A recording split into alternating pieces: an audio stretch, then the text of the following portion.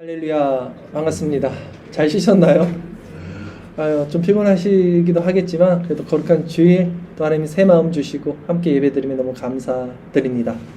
자, 어제 우리 너무 좋은 시간 어제 보냈습니다. 수련을 통해서 하나님 주신 마음 간직하시고 더 이웃을 사랑하고 형제 자매 지체들을 사랑하는 교회 되기를 바라겠습니다. 우리가 그저께 가서 어저께 돌아왔죠. 1박 2일 밤에 문도 안 잠기는 순간이 있었지만 하나님이 모든 위험에서 우리를 또 보호하시고 안전하게 모든 과정을 전혀 다치거나 그런 분 없이 잘 무사히 오게 하심을 너무 감사드렸습니다. 사실 우리 주변에는요 그만큼 사건 사고들이 많이 일어나요. 사실 너무 깜짝 놀랄 정도로 우리가 또 예비하더라도 우리가 할 수 없는 어떤 그런 일들이 많이 일어납니다. 얼마 전에 여러분 뉴스에서 보셨을 거예요. 서울역 그 시청 앞에 역주행하는 차가 사람을 쳐서 많은 사상자를 냈습니다. 이런 사건들은 인간에 막을 수가 없을 거예요. 또 오래됐지만 뭐가 있을까요? 세월호 사건이나 또 우리 할로윈 그거 뭐죠? 이태원 참사 이런 일들이 끊임없이 발생하고 있습니다. 우리 주변에서. 이런 뉴스들을 보면요 너무 무서워요. 처음에 놀라기도 하고 근데 이내 또 이런 마음이 드는 것 같아요. 이게 내 일이 아니라서 또 우리 가족 일이 아니라서 감사하고 또 안심하는 마음이 들기도 합니다. 그래서 꼭 서울에서 그런 일이 일어나면 그 근처에 사는 우리 친척들 한 번씩 전화하지 않아요? 무슨 일이 없냐 거기? 걱정되더라고요 저도. 그러나 성도는요 거기서 생각이 멈춰서는 안 됩니다. 나는 그래도 안전하니까 우리 가족 안전하니까 다행이다. 여기서 멈춰서는 안 돼요. 오늘 본문에서 예수님은 빌라도에게 죽음을 당한 갈릴리 사람들 그리고 또 망대가 무너져서 죽은 사람들 이 사람들의 죄가 다른 이들의 죄보다 크기 때문이 아니라고 말씀하셨어요. 그러면서 죄를 회개하지 아니하면 모두 다 그렇게 망할 것이다 라고 말씀하셨습니다. 그래서 오늘은 우리 주변에서 일어나는 이런 사건 사고들을 우리는 어떤 시각으로 바라보며 그것을 어떻게 받아들이고 또한 그 일을 통해서 어떤 마음으로 살아야 하는지 회개하지 아니하면 망하리라 라는 제목으로 말씀을 전하겠습니다. 본문 누가복음 13장 1절 말씀 한 절 먼저 읽겠습니다. 그때 마침 두어 사람이 와서 빌라도가 어떤 갈릴리 사람들의 피를 그들의 제물에 섞은 일로 예수께 아뢰니 라고 오늘 본문을 시작합니다. 그때 마침으로 시작하고 있어요. 이 본문이요 그 전과 이어지는 연속적 상황에 있다는 것을 말해주고 있는 거죠. 그때 마침 그 전에 무슨 일이었습니까? 예수님께서 유대인들에게 시대의 표적을 분별하지 못하느냐 이렇게 책망을 하셨어요. 그리고 이어지는 말씀이 오늘 본문 내용인 것입니다. 그러니까 오늘 본문도 회개에 관한 책망하는 말씀과 연결이 되어 있다라는 것을 알 수 있어요. 근데 여기서 두어 사람이 와서라고 그랬어요. 두어 사람, 두세 사람이죠. 이 사람이 왜 예수님 앞에 나왔을까? 이 두세 사람이 본디오 빌라도가 뭐라고 그럽니까? 13장 1절에 빌라도가 어떤 갈릴리 사람들의 피를 그들의 제물에 섞은 일로 예수께 아뢰기 위해서 나왔다는 거예요. 이게 무슨 말씀이냐면 빌라도는 누군지 아시죠? 로마 사람으로서 유대 총독으로 파견된 유대 총독이고요. 이 사람이 지금 갈릴리 사람 몇 사람을 죽였어요. 근데 왜 죽였는지는 알 수 없지만 지금 두세 사람이 그 죽인 일을 가지고 나온 거예요. 이제 한 주석에서는 다음과 같이 해석을 하고 있어요. 당시 유대 총독이었던 본디오 빌라도가 예루살렘 수도잖아요. 사람들이 많이 있잖아요. 그러니까 물이 많이 필요하잖아요, 거기. 그래서 물을 공급하기 위해서 수로 건설을 이제 계획을 했다고 합니다. 근데 수로를 건설하려면 돈이 필요하잖아요. 자금이 필요해요. 그래서 자금을 충당하려는데 성전에 이제 헌금들이 모이잖아요. 성전 헌금을 가져다가 이 수로 건설을 하려고 했던 거예요. 왜냐하면 성전에서 바쳐지는 엄청난 수의 그 가축들, 그것들을 도륙하고 살생할 때 물이 필요하잖아요. 그러니까 실제적으로 예루살렘 전체의 물 소비량 중에 성전에서 쓰는 물 소비량이 가장 많았대요. 그러니까 명목이 있는 거예요. 명분이 있는 거예요. 니네가 가장 많이 쓰니까 성전세 내라 이렇게 했다는 거예요. 그런데 유대인들 가운데 일부 갈릴리 사람들이 아니 왜 하나님께 드린 헌금을 로마 사람들이 갖다 막 쓰냐. 그래서 반대해서 반란을 일으켰어요. 그러니까 빌라도가 어떻게 했겠습니까? 군사들을 풀어서 그들을 제압하고 죽였겠죠. 그 과정에서 경고의 의미로 죽은 갈릴리 사람들의 몇을 그 피를 성전 제물에 섞도록 명령했다는 거예요. 본보기로 보여준 거예요. 까불지 마라. 이 구절을 세 번역으로 한번 읽어보면 좀 더 내용을 분명하게 할 수 있는데요. 우리 지금 읽었던 누가복음 13장 1절 말씀을 세 번역으로 한번 같이 읽어보겠습니다. 우리 주일설교 말씀 구절 함께 읽겠습니다. 바로 그때 몇몇 사람이 와서 빌라도가 갈릴리 사람들을 학살해서 그 피를 그들이 바치려던 희생 제물에 섞었다는 사실을 예수께 들었다. 아멘. 물 한 번만 먹겠습니다. 자, 어쨌든 지금 두어 사람이 예수님 앞에 나온 이유는 그들이 예수님께 본디오 빌라도가 행한 그 만행, 갈릴리 사람들 죽인 것을 이제 고하기 위해서 나왔는데요. 근데 뭘 묻고 싶어서 나온 거예요. 예수님께 어떤 대답을 듣고 싶어서 나온 거겠죠. 예. 근데 무엇이 궁금했던 것일까요? 무엇을 듣고 싶었을까요, 이들이? 자, 먼저 유대인들은요, 모든 재난의 원인을 죄의 결과로 인한 형벌로 봤다는 것을 여러분들은 아셔야 돼요. 그러니까 어떤 사람들이 형벌을 받으면 이것은 그 사람이 무엇인가 잘못을 했기 때문에 형벌을 받았다는 그 생각을 유대인들은 다 하고 있었어요. 주일설교 말씀 구절 한번 찾아볼게요. 욥기 4장 7절 말씀 한번 같이 읽겠습니다. 생각하여 보라. 죄 없이 망한 자가 누구인가? 정직한 자의 끊어짐이 어디 있는가? 예, 죄 없이 망한 자는 없다는 거예요. 죄가 있으니까 망하고 정직하면 끊어짐이 없다라는 거예요. 그러니까 어떤 사람이 벌을 받았다는 것은 죄가 있기 때문에 받았다라는 거예요. 한 구절 더 살펴볼게요. 요한복음 9장 2절 같이 읽겠습니다. 제자들이 물어 이르되 라삐여 이 사람이 맹인으로 난 것이 누구의 죄로 인함이니까? 자기이니까 그의 부모니까? 아멘. 그렇죠? 맹인도 이 사람 뭐가 잘못을 했기 때문에 이렇게 맹인으로 태어났는데 이 사람 잘못입니까? 아니면 이 선대 부모 잘못입니까? 그러니까 항상 죄 결과를 그러니까 어떤 그 불행의 원인을 죄로 그 사람의 죄로 생각했다는 것이죠. 이렇듯 유대인들은요, 모든 재난의 원인들을 죄의 결과로 인한 형벌로 봤습니다. 그런데 이제 이들이 보기에는 이 두세 사람이 딱 보기에는 지금 누가 잘못했냐면 빌라도가 잘못한 거란 말이에요. 그러니까 빌라도가 잘못한 일에 왜 갈릴리 사람들이 죽임을 당했는지 이해할 수가 없었기 때문에 갈릴리 사람들이 도대체 무슨 잘못을 했길래, 우리가 알지 못하는 무슨 잘못을 했길래 죽임을 당했는가요? 이 질문을 예수님께 하는 거예요. 그때 예수님이 이렇게 말씀하세요. 오늘 본문 누가복음 13장 2절 3절 두 절 말씀 같이 읽겠습니다. 대답하여 이르시되 너희는 이 갈릴리 사람들이 이같이 해 받음으로 다른 모든 갈릴리 사람보다 죄가 더 있는 줄 아느냐? 너에게 이르노니 아니라. 너희도 만일 회개하지 아니하면 다 이와 같이 망하리라. 예수님은요, 이 갈릴리 사람들이, 죽은 사람들이 다른 사람보다 무슨 큰 죄를 저질러서, 니네들이 알지 못하는 무슨 큰 죄를 저질러서 죽은 게 아니야, 해를 받은 것이 아니다 라는 거예요. 그러니까 사람이 가지고 있는 죄성의 본질은 누구나 똑같은 거예요. 큰 죄만 지옥에 가는 것이 아니라 작은 죄 역시 죄의 본질의 무게는 똑같다는 것을 말씀하고 있는 거예요.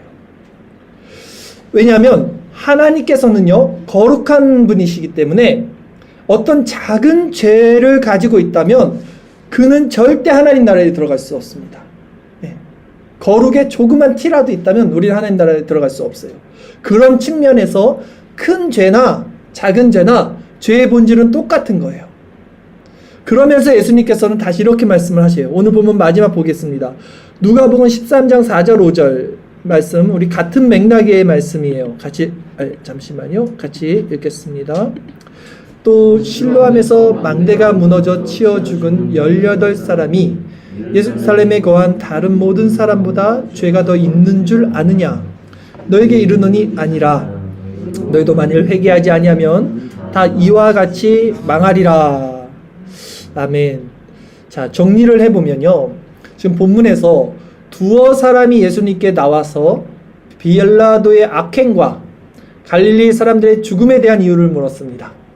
이때 예수님은 갈릴리 사람들이나 실로암의 망대가 무너져 죽은 사람들의 죄가 다른 사람들의 죄보다 크기 때문이 아니라 누구든지 회개하지 아니하면 그와 같이 망하리라 말씀하시면서 모든 사람들이 가지고 있는 죄의 본질이 같기 때문에 회개하라는 말씀을 하고 있는 거예요.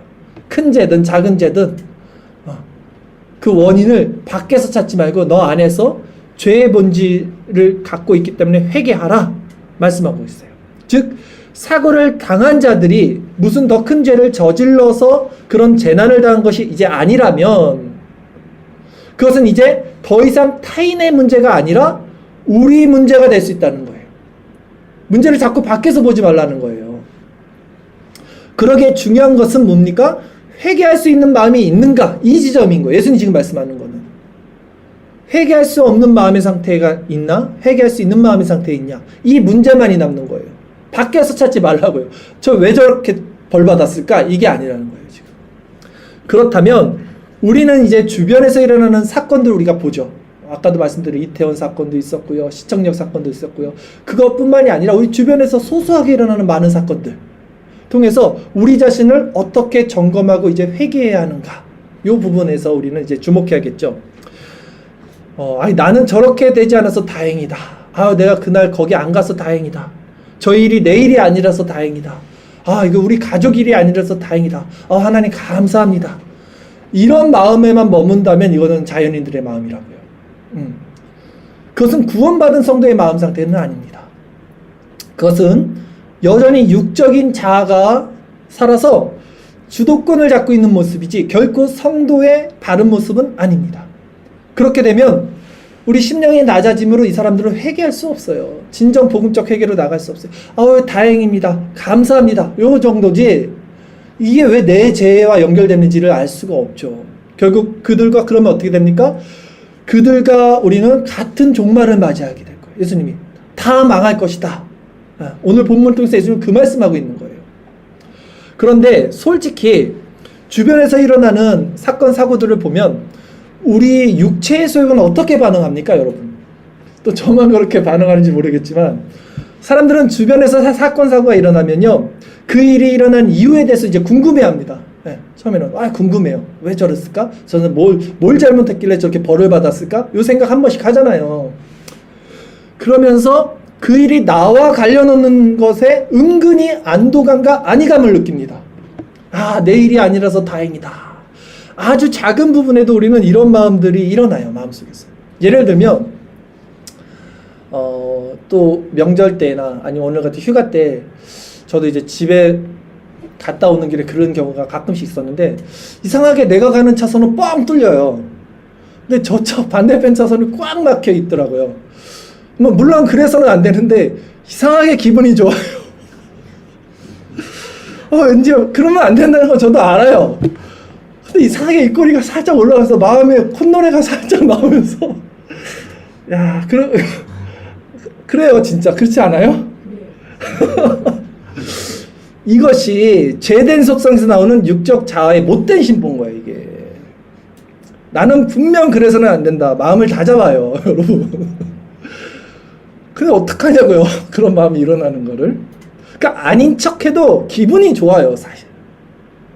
아닌 척하고 있는 거죠. 이렇듯 남의 고통을 공감하지는 못할 망정 우리는 오히려 남의 고통이 내 위로와 기쁨이 되는 사람들인 거야, 이게. 우리가 웃으면서 얘기했지만 정말 비참한 상태인 거야, 우리는. 그러기에 인간은 언제나 다른 이들에게는 모두 타자예요, 타자. 나와 다른 사람은 결국 남남이에요. 이것이 죄가 가진 핵심적인 속성입니다. 죄의 속성이에요, 이것이. 나와 남을 나누고 그리고 여전히 나 중심적, 이기적, 내가 주체가 돼서 살아가는 것. 이것이 하나님의 형상을 잃어버린 결과인 거예요. 우리가 수련 때 제가 얘기했잖아요. 이게 아담의 죄부터 시작됐던 것이다.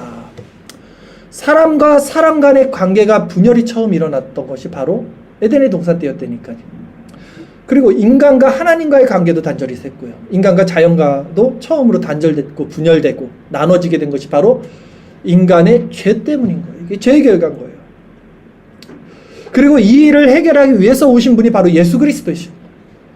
그러게 우리가 이 죄의 문제에서 이제 그리스도와 연합되면서 이 문제를 해결하고 해방되면 하나님께서는 이제 다시 그리스도 안에서 하나님과 인간, 인간과 인간, 또 인간과 자연, 이 마음을 하나님의 형상으로 회복시켜 주시는데, 이제 그러면 더 이상 주변에서 일어나는 사건, 사고들을 보면서 그것이 타인의 일로 여겨지지 않는 마음을 갖게 되는 거예요.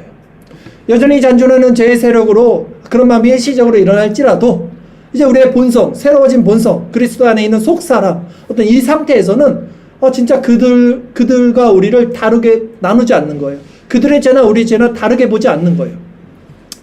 저 사람이 당한 죄의 값이 내가 가진 죄의 본질과 같다는 마음이 이제 일어나면 그들을 위해서 긍휼한 마음을 갖게 되고요. 하나님 앞에 내 자신을 점검하고 회개하게 되죠. 그래서 주기도문에서도 이렇게 말하잖아요. 우리가 우리에게 잘못한 사람을 용서하여 준 것 같이 우리 죄를 용서하여 주시고, 이게 원리예요. 그러니까 이 사람이 잘못했는데 내가 이 사람을 용서해야 하는 게 아니라 이 사람의 죄와 내 죄가 같기 때문에 내가 이 사람을 긍휼히 여기고 용서할 수 있는 거예요. 그러니까 하나님도 우리를 용서해 주십시오, 이 말씀을 기도로서 하는 거죠. 그 전에는 다른 이들의 불행과 고통이 은근히 나에게는 위로와 기쁨이 되었는데 이제는 그러한 마음이 일어나지 않는 상태. 새로운 관점에서 나와 다른 이들을 이제 하나로 보게 되는 상태. 이것이 그리스도 안에서 새로운 피조물로 변화된 성도의 정체성입니다. 이런 정체성으로 변화받은 성도들은 이제 이웃을 내 몸과 같이 사랑하는 말씀을 더 이상 율법이나 인간적인 노력이 아니라 존재적인 상태에서 이루어지는 성화의 열매를 맺어가게 돼요. 그런데 문제는 이런 하나됨으로 나아가는 회개를, 지금 회개하라, 회개하지 않으면 망하리라, 키워드가 회개인데 이 회개를 우리 힘으로는 절대 할 수 없다는 거예요. 하나님이 은혜를 주시지 않으면 우리는 일어난 이 사건, 사고들을 통해서 그냥 이게 내 일이 아니기에, 내게 그런 일이 일어나지 않았다는 것에만 기쁨과 안위를 느끼는 그런 아주 추잡한 죄의 속성을 가진 그 수준의 인간일 수밖에 없다는 거예요. 그런 관점에서 보면 결국 인간은 죄를 지어서 지옥에 가는 게 아니에요. 인간은 죄를 지을 수밖에 없는 존재적 상태에서 죄를 짓고도 회개할 수 없는 마음 때문에 지옥에 가는 거예요. 즉 그리스도와 연합되지 않는 마음 때문에 지옥에 가는 거예요. 다시 말해서 내가 스스로 생명의 주체가 되어 있는 것 때문에 지옥에 가는 거예요. 생명의 주체가 되니까 이웃을 사랑하지 못할 거 아닙니까? 지옥에 가야죠, 당연히. 계명인데요, 율법인데요. 즉 에덴의 동산에서 분열되고 단절되었던 마음이 다시 그리스도 안에서 하나님의 형상으로 연합되지 못한다면 그 사람은 절대 구원받을 수 없습니다. 왜? 이웃을 내 몸과 같이 사랑하라는 것이 계명이라니까요. 그래서 성경은 하나님 사랑이 곧 이웃 사랑이라고 말씀하시는데, 그리스도와 연합된 자가 아니면 그 하나된 마음에서 진정 이웃 사랑할 수 있는 마음의 상태가 일어날 수 없다는 거예요. 회개도 할 수 없고요. 근데 많은 사람들이 착각하는 것은 뭐냐면 내가 다른 사람들을 사랑할 수 있는 존재라고 생각해요. 내가 다른 사람들을 사랑할 수 있는 존재라고 생각해요. 그리고 자신 안에 선한 것이 있다고 생각하는 거예요, 그것이. 그리고 나아가서는 회개의 주체도 자신이 가지고 있다고 생각해요. 즉 하나님은 내가 회개하면 무조건 예수 그리스도의 피로 나의 죄를 용서하는 분으로 생각한단 말이에요. 내 친구가 그러더라고요. 예수님 믿으라고 계속 하니까 10년만 있다가 믿는데, 10년만 있다가. 그러니까 그 얼마나 다 자기가 갖고 있어요. 믿음의 주체도 자기가 갖고, 회개도 자기가 주체가 갖고, 내가 의지만 갖고 내가 요때 이제 회개해서 그때부터 하나님 믿으면 믿을 수 있다고 생각하는 거예요, 사람들이. 아니라는 거예요. 이건 뭐냐면요, 하나님은 우리가 회개하면 무조건 우리를 용서해 주는 분으로 생각한다는 거. 이게 뭐냐면 이게 알미니안주의 사상이에요, 여러분. 이게 보편속죄라는 거예요. 하나님은 우리가 구원받기만 원하면 구원받기 원하는 모든 사람들을 구원해 주시는 분. 이게 보편속죄예요. 이것은 하나님의 주권을 정면으로 반대하는 사상인 거예요, 사실. 우리는 스스로 다른 이들을 사랑할 수도 없고 스스로 회개할 수도 없는 전적 부패, 전적 타락한, 그래서 망할 수밖에 없는 죄인인 거예요. 그래서 성경이 말하는 회개의 주체는 항상 성령 하나님이시고요. 믿음의 주체도 하나님이시고요. 그분이 우리 심령을 그래서 낮추시기 전까지 우리는 아무것도 할 수 없는 존재예요. 아무것도 할 수 없는 존재. 그분이 우리 마음을 낮추시기 전에 우리가 하는 모든 그런 어떤 행동들은요, 그저 그냥 율법적 회개, 그저 인간의 선행, 도덕적, 윤리적 차원의 어떤 인간의 공로 수준이지 결코 하나님의 선에 이르는 단계는 아니라는 거죠. 그러기에 우리에게 필요한 것은 무엇입니까? 하나님의 소명, 그러니까 하나님의 부르심, 이 부르심 안에서 진정 우리 심령이 낮아진 상태로 하나님을 향해 우리 마음을 돌이키게 되는 회개, 복음적 회개가 우리에게 필요한 거예요. 즉 복음적 회개는 이제 어떤 자들에게 일어나는가? 이 주체는 우리가 아니라 그랬어요. 근데 우리가 어떤 자들에게 일어나는가? 즉 열매를 보면 나무를 알듯이 우리 마음의 상태를 보면 이 복음적 회개가 나에게 있는지를 점검을 할 수 있단 말이에요. 이 복음적 회개는 이런 거예요. 말씀에 나를 떠나서는 너희가 아무것도 할 수 없다 예수님 말씀하셨어요. 제자들에게 나를 떠나서는 너희가 아무것도 할 수 없다는 이 예수님의 말씀의 의미가 이 사람 마음 심령 가운데 아주 박혀서 각인된 자들만이 이제 회개할 수 있는 거예요. 그러니까 주님이 없으면 살 수 없어서 주님께로 돌아갈 수밖에 없는 마음이 가진 사람들이 있어요. 그 낮아진 마음 상태가 하나님의 그 유효적 부르심, 유효적 소명, 부르심 안에 있는 복음적 회개로 우리를 이끈다고요. 그러니까 여러분 안에 뭘 점검하냐면 나를 떠나서는 너희가 아무것도 할 수 없다는 것이 진짜 나에게 어떤 의미로 지금 다가오는가, 예수님의 그 말씀이 나에게는 어떤 의미로 다가오는지를 점검하셔야 돼요. 탕자 아시죠? 탕자의 비유를 생각해 보십시오. 탕자가 아버지를 떠나서 세상에서 방황을 합니다. 그러다 이제 아버지께 돌아가기로 이제 마음먹은 순간이 있어요. 언제 마음먹었는지 아십니까?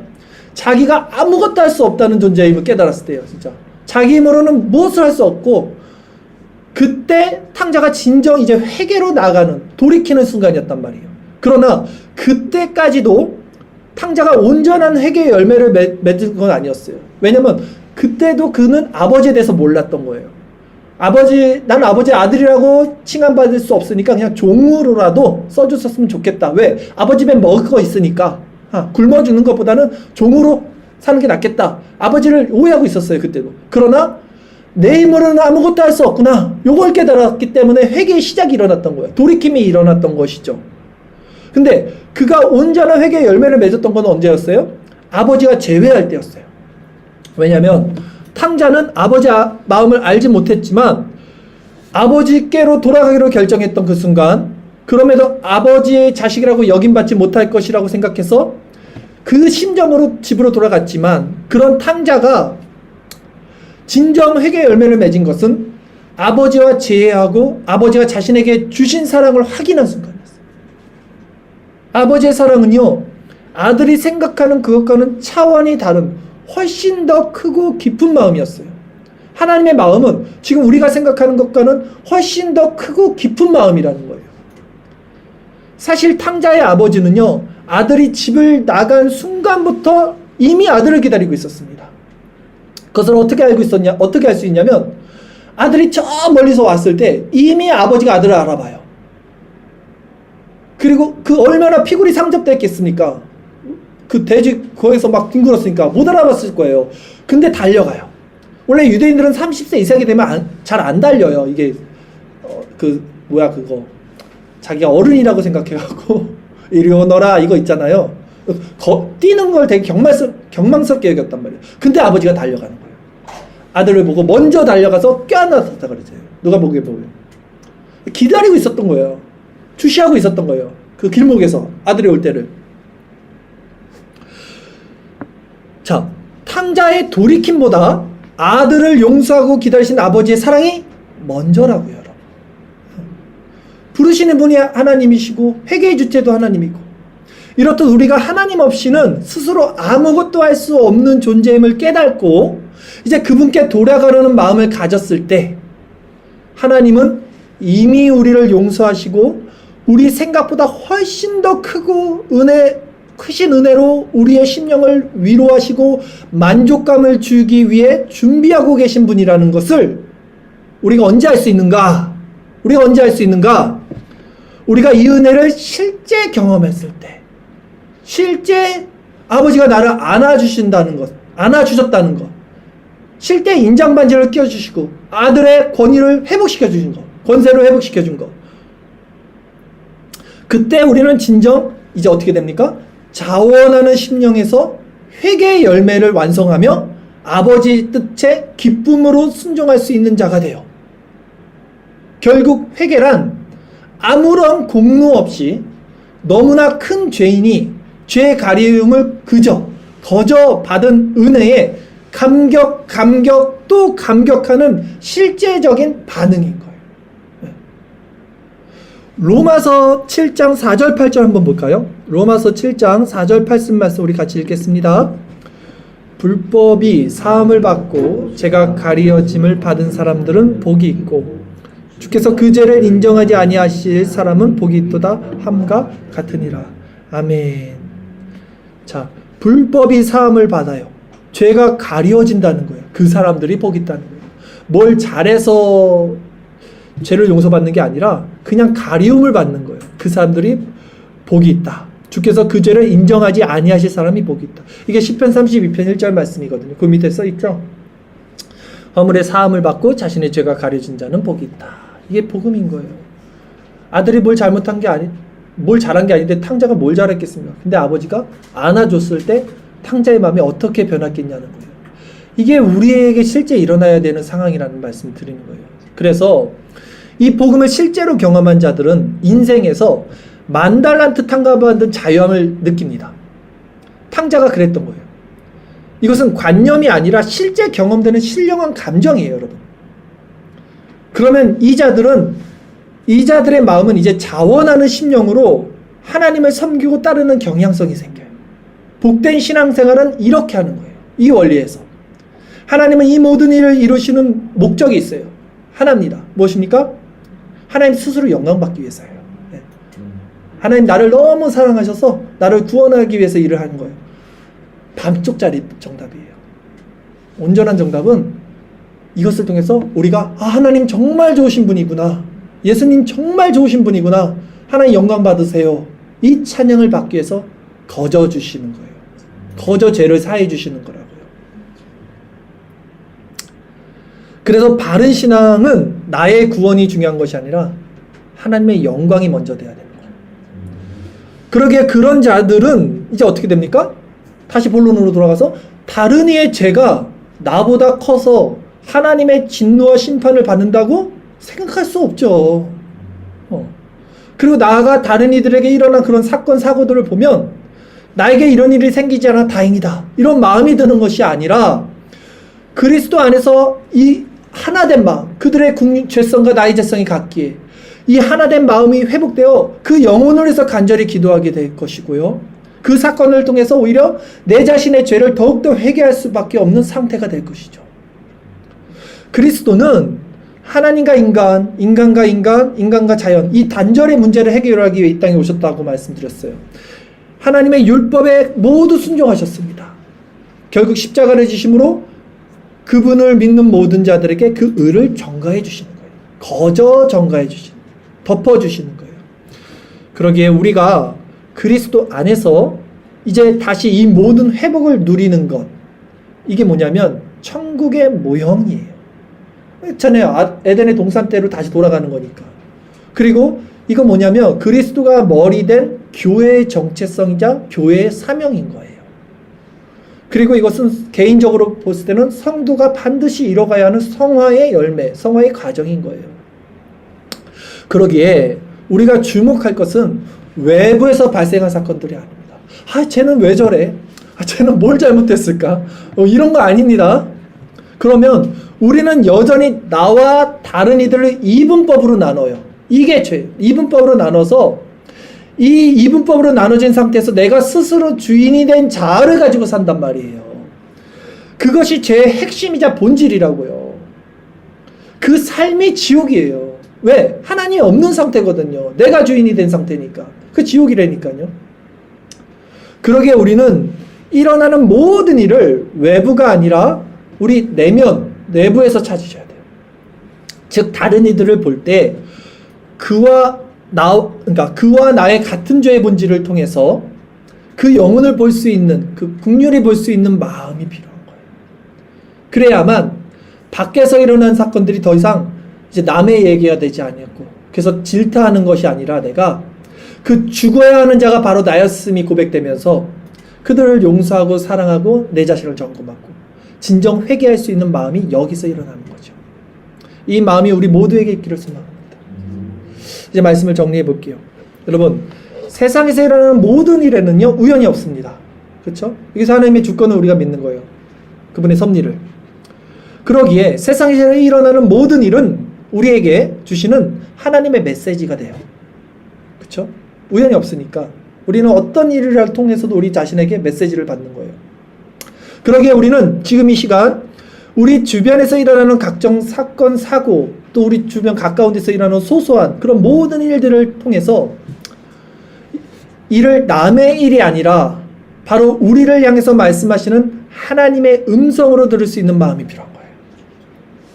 우리는 이번 수련회를 통해서 짧았지만 그리스도가 머리 된 사랑하는 그 교회 지체들과 함께 나누고 섬기는 일이 얼마나 복되고 아름답고 기쁘고 행복한 일인지를 경험했습니다. 그럼에도 이 안에서 여러분 아직도 우리 잔존하는 죄의 속성이 남아 있었을 거예요, 여러분. 물론 안 그러셨겠지만 왜 나만 이걸 하고 있지? 그러면 일어난다니까요. 인간의 그 죄성은. 예. 근데 그것을 우리는 어쩔 수 없는 우리의 존재라고요. 그거를 가식적으로 덮는 게 아니야. 그게 내 실체가 맞아. 그러나 그리스도를 더 바라보고 그리스도 안에서 그리스도 마음을 배울 때 이제 그 마음들이 사라지게 되는 거예요. 혹시 지금 우리 안에 형제 자매를 향한 지금 우리가 나눴던 우리끼리 말고라도 우리 밖에 주변에 우리가 모르는 사람들 대할 때도 저거 내 일이 아니어서 다행이다 이런 마음이 있다면 떨리는 마음으로 회개하십시오. 회개하지 아니하면 망할 것이다. 예수님 오늘 본문을 통해서 우리 모두에게 이 말씀을 하고 계신 거예요. 이 상태가 망하는 거라니까요. 나와 남을 나눠서 살아가고 있는 마음 상태가 지옥이라니까요, 여러분. 그러기 위해서 이 시간 우리가 할 수 있는 건 아무것도 없어요. 그저 그리스도를 바라보십시오. 그리스도의 연합됨을 소망하십시오. 하나님은 탕자의 아버지처럼 우리가 아버지께로 돌아가기를 간절히 바라신다면 우리에게 더 좋은 것으로 주시기 위해서 기다리시는 분임을 우리는 믿으셔야 합니다. 그리고 실제 그분을 우리가 인격적으로 만나고 그분의 그 사랑을 실제적으로 우리가 경험하게 되면 우리는 누가 시키지 않아도 이제 이 마음 가운데 하나님을 사랑하고 이웃을 사랑하고 나보다 남을 낮게 여기고 자기 유익을 구하지 않고 다른 사람의 유익을 구하는 것이 곧 나의 기쁨이 되는 하나님 안에서 하나님과 우리 인간과 자연이 하나 되는 상태를 경험하게 될 거예요. 완전 성화는 아니겠지만 우리는 끊임없이 이 자리로 교회는 이 정체성으로 세워져 나가야 되는 거예요. 자, 그리스도를 통해 하나님의 형상이 회복된 하나님의 교회 되기를 소망합니다. 끝으로 요한복음 17장 21절 22절 우리 예수 그리스도께서 우리를 향한 기도 함께 읽고 설교를 마치도록 하겠습니다. 같이 읽겠습니다. 아버지여, 아버지께서 내 안에 내가 아버지 안에 있는 것 같이 그들도 다 하나가 되어 우리 안에 있게 하사 세상으로 아버지께서 나를 보내신 것을 믿게 하옵소서. 내게 주신 영광을 내가 그들에게 주었사오니 이는 우리가 하나가 된 것 같이 그들도 하나가 되게 하려 함이니이다.